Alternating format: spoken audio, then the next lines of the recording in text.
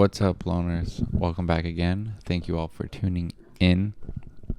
We appreciate you all, and please, if you haven't, like, subscribe, comment, and jump over to our vlog channel. We love you. All right, this is episode 325.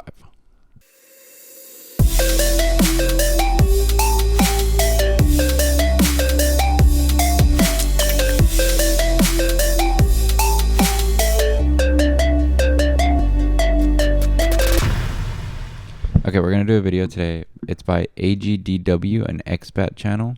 They're pretty small, 3.4K subscribers, so that's cool. How we see the USA after living in Europe for over a decade. Let's see.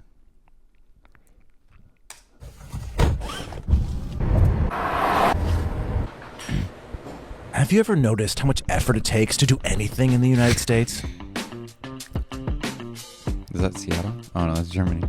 After living in Germany for over a decade, whenever we go back, we realize Just want to state, my guy's got some great hair right there. All right. we don't view the USA the same as we once did. even mundane things like buying some food require more planning, effort, and time than you might think. Here in Berlin, say I need just some bananas. I don't need to wait until the next time I do a big shop. Chances are you don't live more than a 5-minute walk from your nearest grocery store. Yeah. Done. There's no 10 minutes in the parking lot. There's no sitting in traffic. And I get my steps in. But it's not just about driving. It's about how we feel when we're around Americans, something that was once part of our every day. With the emotional distance of being in Europe for 13 years, we're asking ourselves, How have our feelings about the United States changed? whenever I land back in the United States and I get off the plane, there's this overwhelming My boy's about to drop a mixtape right here. Yeah. That's funny. feeling that I always have of, familiarity, but also unfamiliarity, a bit of dread, excitement. And I think that anyone who's ever lived abroad and visits their home country can totally relate. Every time I come to the USA, the first thing you're hit with is this feeling of kind of friendship, Yeah. Yes. And the moment you talk to that border guard, instead of just going through your paper and just be on your way, he literally says, "Welcome home. Hey, how you doing? How was your trip? How's it going?" It's a cult. They make you feel like you just came home from war. I'm not kidding. I have to mentally prepare for it every time. They're like, "Welcome home." Like you did some service overseas. It's bizarre. Or in Germany, that's kind of say, and they move you along. They look at your documents, they say, "Get out of my face." So I feel like in the States it's more personal, whether that be a positive or negative, but at least it's a little more personal.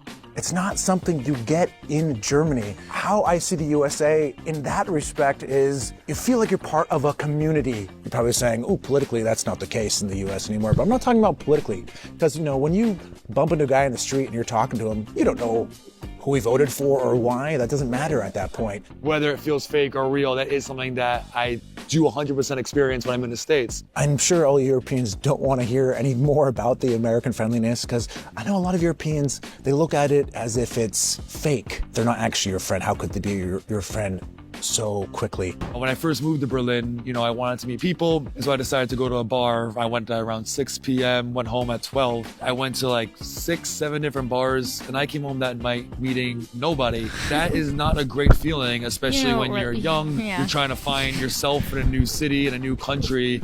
And after only a week, I really thought, I'm going to go out and I'm going to have this grand old time, just like I can do in the States. But I went home feeling fairly lonely for my first week. I have a positive outlook for the people. Forget the politics, forget all that.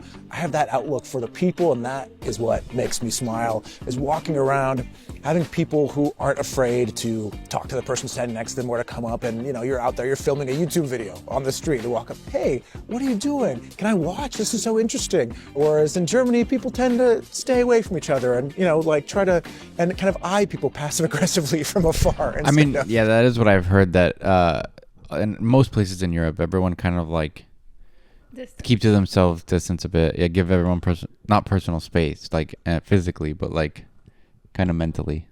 Yeah, like they stay in their bubble, kind Yeah. of, is what you're saying? Yeah, I guess to an extent. It probably matters where you are too, and the age probably is a thing also. But yeah. far instead of going up, "Hey, what are you doing? What are you up to? This is interesting." Whenever I go out with my friends, always in the back of my head, you think, I'm able to meet someone cool tonight, even if it's an hour or 10 minutes, 5 minutes. I have a cool conversation with a stranger, and that's kind of the spice of life, is meeting new people and hearing their stories. And you don't get a lot of that living here in Berlin. My wife even says that when I'm visiting the US, I'm kind of a different person, but in a way, she says I'm about like 10% more outgoing and 10% more friendly. My personality can change whether I'm in the United States or in Germany. Not what I mean who I am as a core human, but I mean how I interact with other people. In Germany, I'm also very comfortable here, of course. It's been a long time. My German's not perfect, and I don't know all the nuances of the language, of the culture, and that's what I'm learning. That's why it is so fun to live abroad. I'm myself, but a little bit dumber when I'm here in Germany, which is also okay because I'm a really smart guy.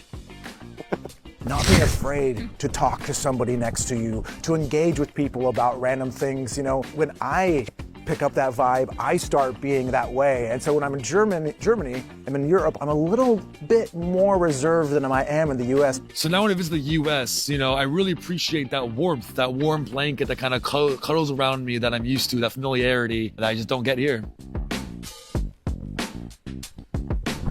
Yeah, I don't know. I mean, I think that depends the case of where you're living in the U.S. because it's not always like that. Like in certain parts of L.A. and California, it's not like that. For the most part, people do talk more, but in specific areas too, that they're closed off as well.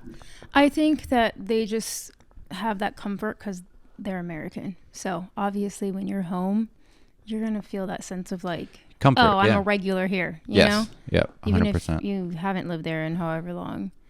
Whereas Germany, no matter how long you're there, you're still kind of considered a foreigner. Yeah, that's Well, true. you are, yeah. Yeah.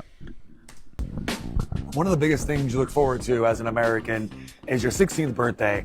You get your real driver's license, which Right. is like the most exciting thing. You get your freedom. You love your first car, whether it's a 1992 Corolla, 95 Ford Escort. or 95 Ford Escort. I had a So the car 1992. becomes I had like a 1990 something Ford Ranger. That was I love that car. I had my dead grandma's car. Shout out, grandma.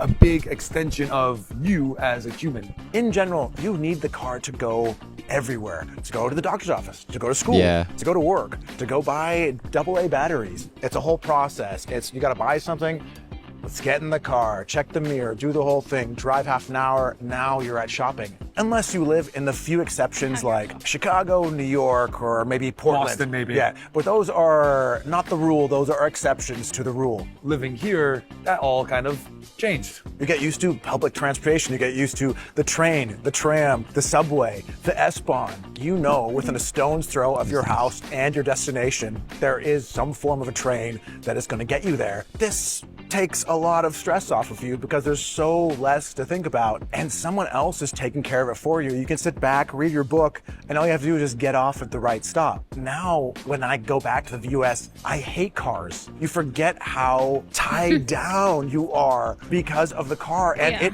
affects you in many ways because your stress levels go up Yeah. because planning is now huge in terms of doing anything. Like you're gonna go out with your friends to a bar. Let's go to this bar, let's go to this restaurant. Where are we? Where are we gonna meet? Who's driving? Who makes sure they have a, Who's going to sacrifice their commute so that other people are comfortable, you know? Yeah. Because if you live on other sides of the freeway here, forget about it. You're just going to stay in your little hub. Yeah, forget about it. And hope that maybe one of your friends will come and Yeah, I know. sacrifice that drive for you. That's why people don't see each other here a lot. Yeah. Yeah. they have a DD, a designated driver, so they get home safe, and it just adds a lot of stress to my life every time I'm in the Planning. States, having to just worry about other people, and then having to worry about how I get home, or just how much money I have to spend on Uber, and it just becomes Oregon. just a mountain of logistics. We do have Uber, we have Lyft, we have, with an app, you can call a car to come pick you up. But if it's 2 a.m. and it's surging, whatever they call it, suddenly you're paying $50 to drive 20 minutes. Now, how can you afford to keep doing this? Or you get worried, are you not affording it? So you're getting home other ways, which are not healthy for you or for anyone else. Exactly, and you meet Oh, a lot of drunk Germans, driving. and Germans take Yeah. drinking and driving incredibly seriously. Driving, they'll That's maybe one good, beer yeah. at the very beginning and make sure to wait 2-3 hours before they start driving again, before they get into a car. Or they'll say, you know what, I'm driving, I'm not drinking at all today. And I don't see that same culture when I'm in the States at all. Sadly, Like, yeah, not. it's true. People definitely do play around more with drinking and driving in the States. Yeah. I mean, like when I was in high school, they have this company come every couple years for the juniors and seniors to perform this whole fake scenario. It's called Every 15 Minutes. It's apparently every 15 minutes someone dies from drunk driving, like they kill somebody. And they reenact a whole scene of a car accident happening due to a drunk driver, and it's played by students in your school so that you feel like it's as real as home as possible. And then they also have the children that die. You know, every 15 minutes an announcement would go off that so-and-so just died. So I don't know, they really wanted you to feel the effects of it because it is a huge problem out here. It is. It definitely is. In my hometown too. I definitely think it's gone down since Uber, but again, like Uber's expensive now. Yeah. Especially in busy areas. It's, It is. Yeah. Alex, Jeff, we need to drive in America. Of course, we don't have good public transport. We don't have these things. And of course, I get that. I live that. The States was built around the car in the suburbs. And you have these, shopping areas and living areas. And you can't have them together. I feel more and more as I'm in the US how disjointed it is, how separate everything is. Whereas in Europe, you have shopping and you have residential combined. I mean, you have the stores just as the ground floor under of the apartment buildings. You have apartments above, and it creates much more of a sense of community.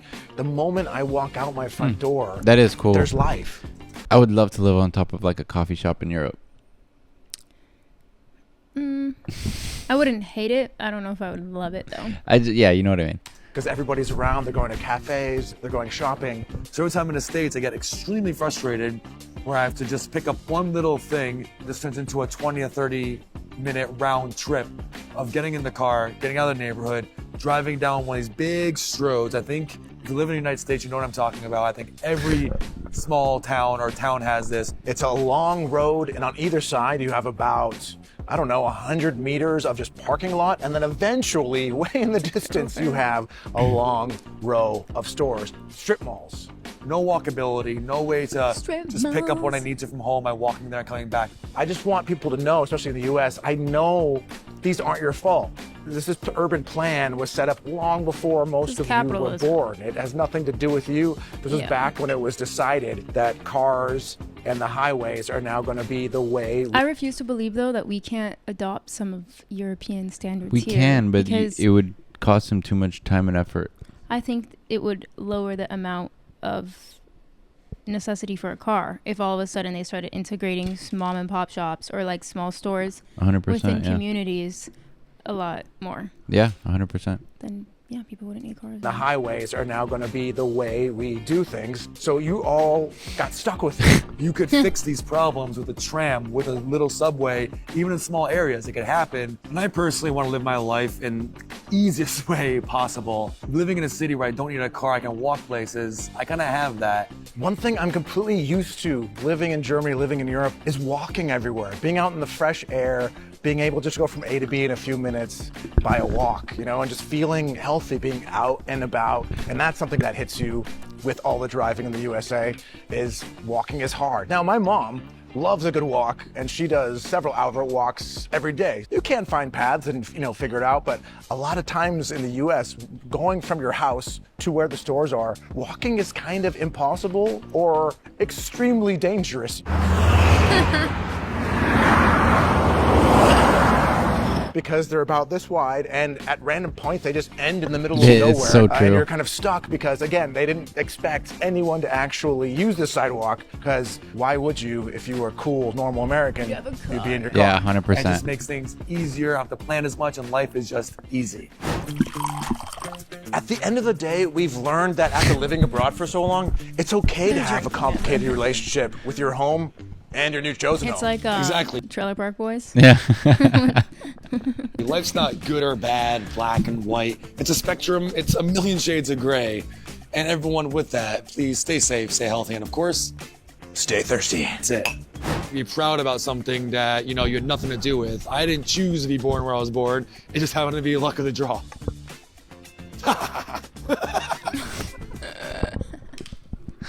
These guys are funny.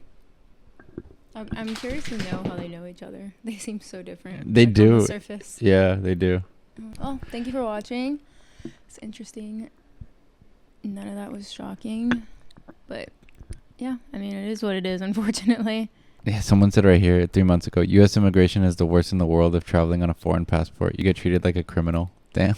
Now you don't even need to be a foreigner. You can be a citizen and get treated like shit. All right, leave your opinions in the comments below and any insights you guys have about things you actually might like better in the U.S. that you don't have in Europe. That would be It's interesting iced to see. coffee. Shut up. We know. All right, we'll see you on the next one, guys. Bye. Bye.